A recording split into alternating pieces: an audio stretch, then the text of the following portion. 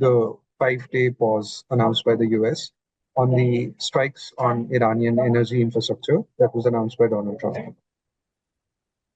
I'm happy to see that there is a pause, even if it's a limited one in terms of time and only limited to energy infrastructure.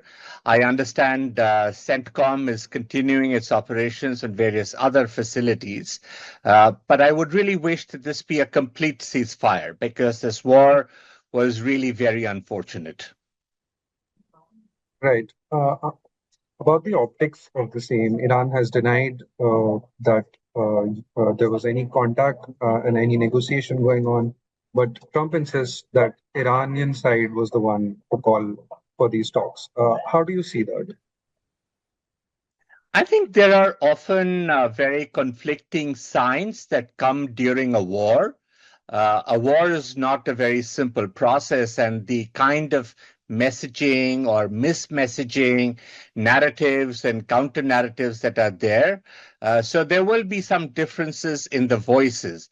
But I think what's important is that Trump has said that there will be a pause on something that he declared earlier. And that's what we should welcome. And we should encourage all to go into further and complete de-escalation. Right. Donald Trump has also alluded that there could be a possible deal between US and Iran in these preceding 5 days. So my question to you is, what could that deal look like, given that Trump has also insisted that Iran has agreed to giving up its nuclear program as well as giving up the enriched uranium? Well, I think talks are absolutely likely. We should not rule that out at all.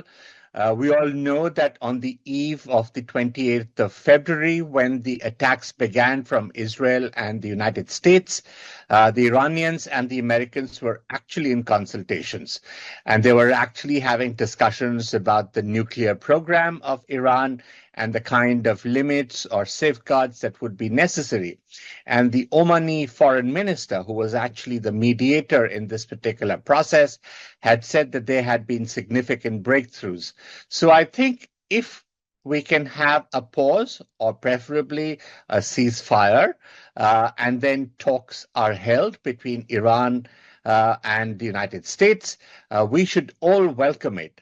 And of course, I think the two parties would be able to work out the modalities on which they propose to reach agreement.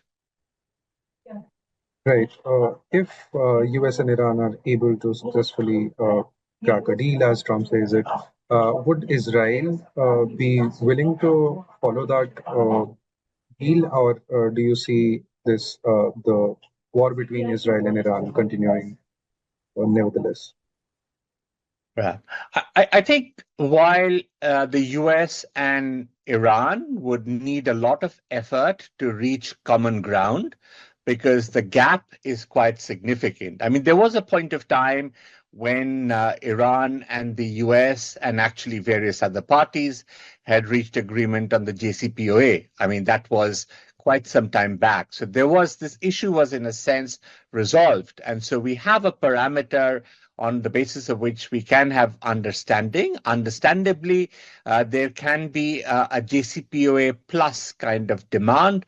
And I think the Iranians would be understanding and accept some of those conditions, maybe not all of them. You've raised a very important point about whether this would be appreciated or accepted by Israel. I think we need to have a separate channel of communication with the Israeli leadership that this kind of continuing war in the region is destabilizing, not only for the region and the world, but for Israel as well. It leads to reduced security for Israel. And this has to be made very clear to the Israelis so that they understand that we need peace and stability through a negotiated process and not through constant wars in different parts.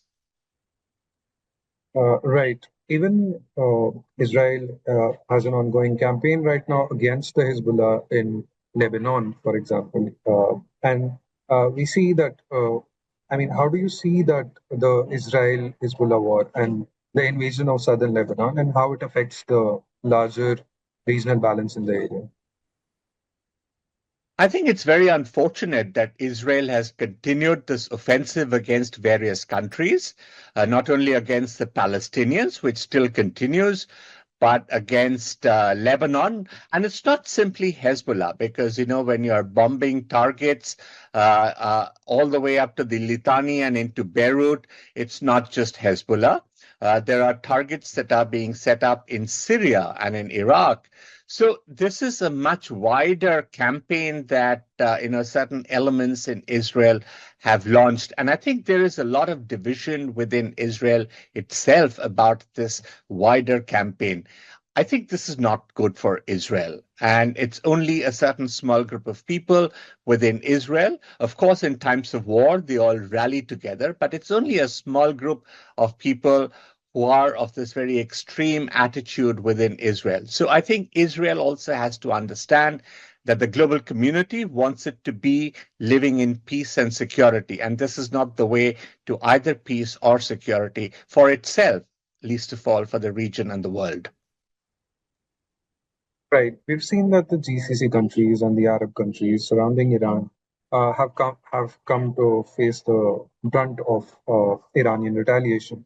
How do you see the role of GCC countries in the ongoing negotiation between US and Iran, and what kind of leverage would they have in such talks? Well, the GCC countries have been facing a fair amount of attack from Iran, which is most unfortunate again. Iran should not be targeting the GCC countries. Iran, of course, says that it is targeting US assets in the GCC countries, but we do know that various other targets, civilian targets, energy targets, have also been hit. So this is very, very unfortunate, and US and Iran should desist from it. We must also bear in mind that the GCC has been telling the Americans for a long time that they should not launch this particular attack on Iran, because they knew that this particular retaliation would come from the Iranians. And so this is not very unexpected, although very unfortunate. So the position of the GCC to kind of stay away from having direct confrontation with Iran, despite the very serious damage that they are facing, is most laudable. And I hope that they will be able to encourage the principal parties in this, which is Israel, US on the one hand, and Iran on the other, to de-escalate and stop this thing. Right. If the negotiations or the deal between US and Iran is not reached, and this war continues to be on the trajectory that it is right now, how do you see the kind of repercussions that might have on the economy, given that the Strait of Hormuz has also been partially closed, so to say? I think the regional forces, the global community, are not in favor of this war. There has been, you know, if not condemnation, there's been condemnation by some sides, but if not condemnation, all parties have said across the world have said that there is need for de-escalation and for this war to come to an end. So if they were to continue with this war, it would be against what the global public opinion, the state opinion, and the opinion of those who work for peace and security and stability in the region. So this would be contrary and detrimental to everybody concerned. Obviously, if the war were to continue for longer, the costs, both in terms of economic costs as well as geopolitical repercussions, would be serious.